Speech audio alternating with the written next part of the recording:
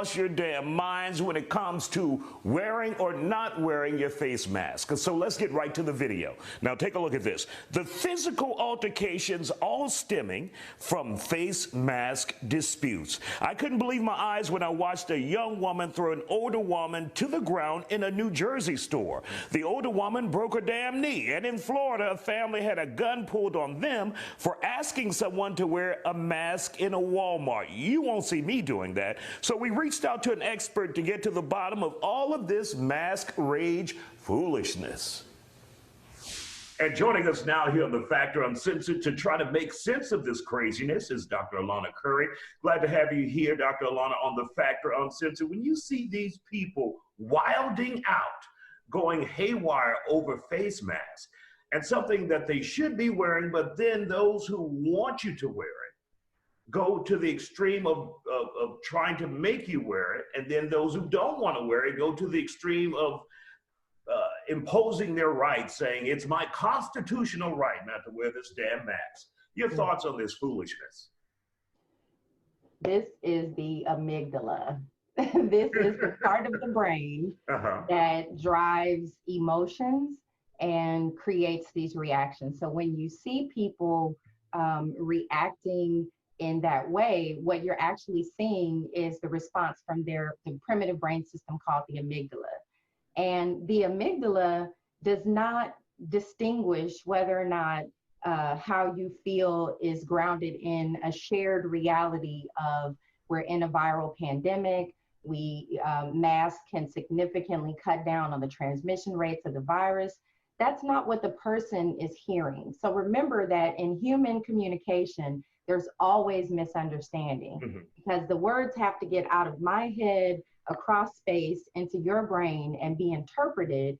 So we don't hear what other people say, we hear what we believe them to mean. And so when you ask someone to put on a mask, that should seem like something that just logically people, if they're understanding what's going on, that they would be willing to do.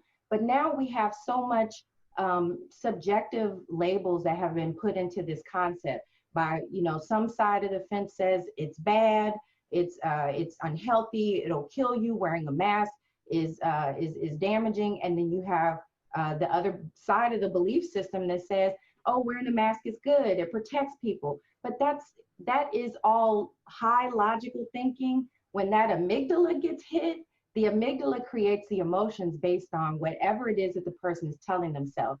So if they might hear change your belief system, they might hear this is an attack on the way that you think and the way that your family thinks and the way that your friends think. So the reactions and responses that we're seeing are people acting out emotions because humans are an emotionally incompetent species. We're pretty bad. And how did it go down political lines, though? You see more conservatives saying, I don't want to wear a mask.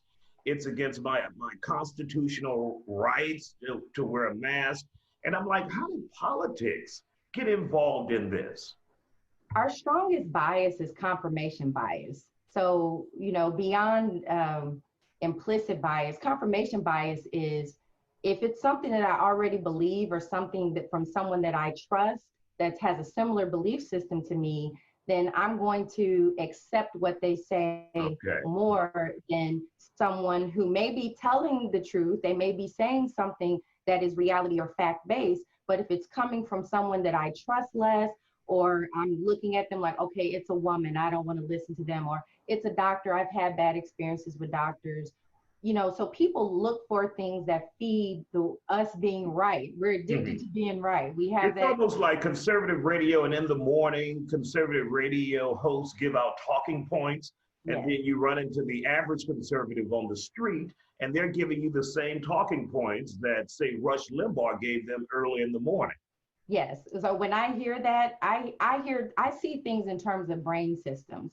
So we have a system called mirror neurons that mirrors the things that we hear, and then we kick out those same behaviors and those same words, which is why confirmation bias works so well to draw a person into a certain belief system. So, we all experience the world through the tiny bubble of perception that our brain can create and transmit to our body. But everybody operates as if their feelings are fact And if their version of reality is the reality, and so that's why they feel threatened and react so strongly when asked about masks or when they run into somebody who believes differently. Still to come here on The Factor, how to keep from kicking someone's ass over the face mask issue. Woosah, you got to breathe about it. We'll be back. And welcome back to The Factor Uncensored. Now we continue our conversation with Dr. Alauna. She explains how not to beat somebody down over the issue of face masks or face coverings. She says it involves LOVE. Take a look. Is there any way, Dr. Alauna, to break through to those people when it's clear? It's clear, and maybe I'm wrong, maybe I'm crazy here, but it's clear you're supposed to wear a mask now, not only to protect yourself, but to protect others. So for those who don't get that, is there any way to them to make them understand the dangers or the dangerous situation that they're creating?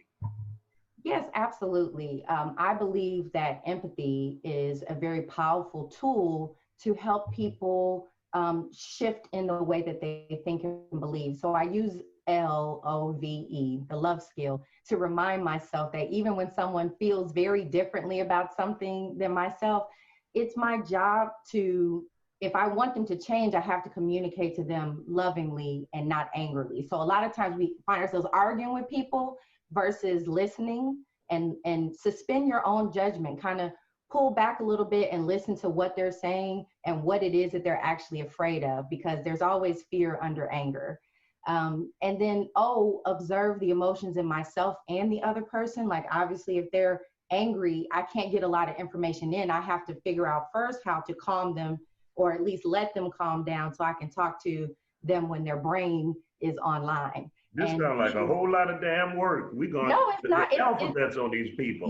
Okay. Well, I'll tell you this. When you validate somebody else's experience, because that's the V, validating the other person's reality, they calm down and they're willing to hear you and listen. So it's actually harder to keep going through this this turmoil that we're going through than for us to actually learn to calm down and listen to each other, understand our own emotions, validate that the other person's reality is just as real to them as it is to me, but to express myself skillfully in explaining to them why the masks are important. Beyond their belief system, you can explain to them that it's okay for you to feel uncomfortable. Like the masks, they're uncomfortable.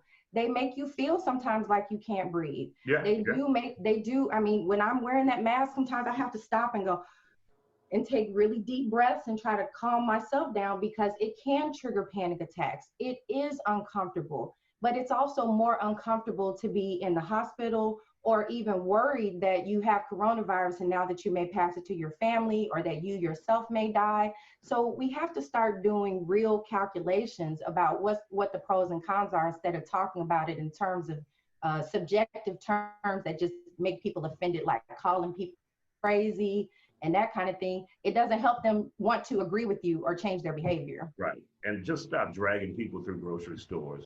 Dr. Alauna, thank you for joining us here on The Factor. Sure, thank you.